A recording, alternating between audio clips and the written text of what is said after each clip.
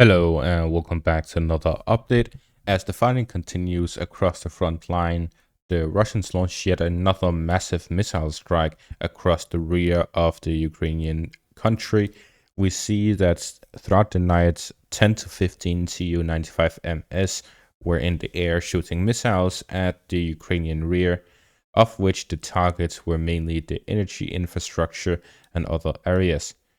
According to the Russian Ministry of Defense, the targets were the energy facilities, military industrial complex, railway junctions, arsenals, and locations of the armed forces of Ukraine and foreign mercenaries. As a result of the strike, the functioning of industrial enterprises producing and repairing weapons, military equipment, and ammunition was disorganized. In addition, foreign military equipment and weapons supplied to Ukraine by NATO countries were destroyed. The transfer of enemy reserves to the front was disrupted. The units of Ukrainian armed forces and mercenaries were damaged in areas where combat capability was restored. Attacks by the Russian forces hit decision-making centers of the Ukrainian armed forces, temporary deployment sites of special forces, and foreign mercenaries. This is the second day of such massive missile strikes. These are the biggest in a very long time, and this is all happening prior to the expected Russian offensive. We're seeing that these strikes hitting Ukrainian energy grid, leaving the city of Kharkiv without power for over half a day so far, and the power has still not been restored. The Dnipropetrovsk hydroelectric power plant was also hit and is now out of commission.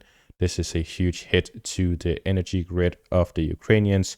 We see here that after the strike on the facilities, there were massive power outages where Kharkiv ended up all the way down to zero, while other areas went down between 20 to 40%. This is a very significant hit on the Ukrainian energy grid, and this was only parts of the targets of these Russian missiles. As mentioned, there was a statement from the Russian Ministry of Defense. They were also hitting the military industrial complex of Ukraine, military and ammunition depots. These are all targets that are supposed to happen prior to a massive offensive. So we're seeing that the Russians are launching these massive strikes, and at the same time, a very surprising statement came from Peskov today, the spokesman of the Kremlin. He said, "It all started as a special operation, but the participation of the West turned it into a war. Part of Russian territory is de facto occupied. New regions need to be liberated and people there safe. Russia cannot allow the existence on its borders of a state that has a documented intention to use any methods to take Crimea away from it, not to mention the territory of new regions." So what Peskov here is saying is these three separate parts. The first part is he's saying that the special military operation that has been referred to since the start of the war, Putin has multiple times called this war a war. However, it has not changed the state of it from the special military operation to a war, but just talking about it in the terms of it being a battle taking place between two countries. Now that he's talking with this as it started as a special operation, but now it's a war, it points towards the Russians possibly declaring it a war, which could have massive implications on the war itself. The second part is how he talks about these new annexed regions of the Russians, Kherson, Zaporizhia, Donetsk, and Luhansk. He talks about how the Ukrainian areas of these areas are quote-unquote de facto occupied, meaning that he wants to regain control of them or gain control of them after the annexation. Then finally, he talks about the existence of the Ukrainian state. He says that a documented intention and methods to take Crimea and the annexed regions from Russia. This means that Russia, or Peskov, is stating the goals and the current state of the war. He's saying that the Russians will possibly declare it a war, after which a offensive will be launched to annex or properly take control of these annexed regions and end the Ukrainian state because they don't want Ukraine to exist if they are going to be fighting the Russians.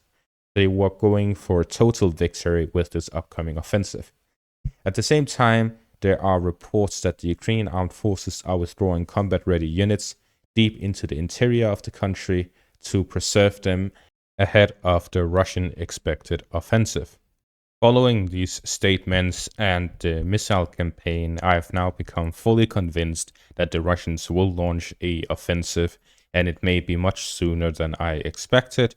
We're going to be seeing in these coming weeks and months a large Russian offensive where the goal would be to completely take control of the Donetsk, Luhansk, Zaporizhia, and Kherson regions, and likely much more to quote-unquote safeguard the borders of the Russian Federation by pushing the borders hundreds of kilometers away.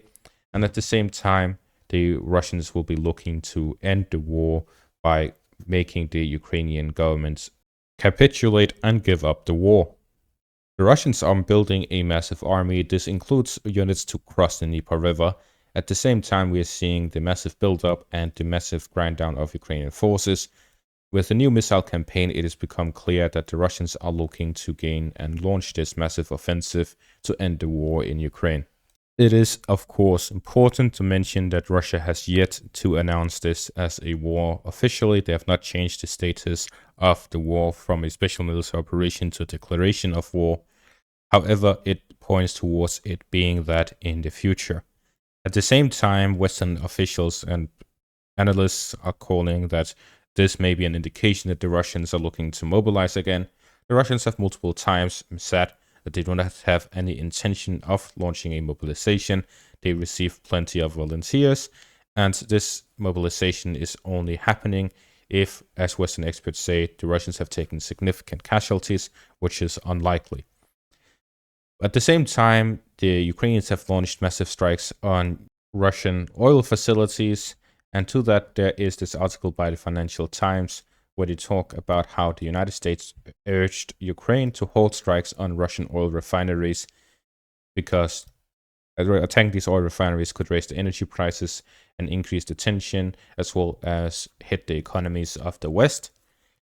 In response to that, the Russian officials said, please don't urge them to stop attacking the oil refineries. Instead, urge them to stop attacking the civilians in the Belgorod and Kursk regions. But with all of this, we can conclude the Russian offensive is coming and it is near and close by. It'll likely be a massive one following this massive missile strikes that's happening yesterday, today, and likely tomorrow as well. It will continue until the Russians either run out of missiles or run out of targets. And that is going to be all for this update. Thank you all for watching and have a great day.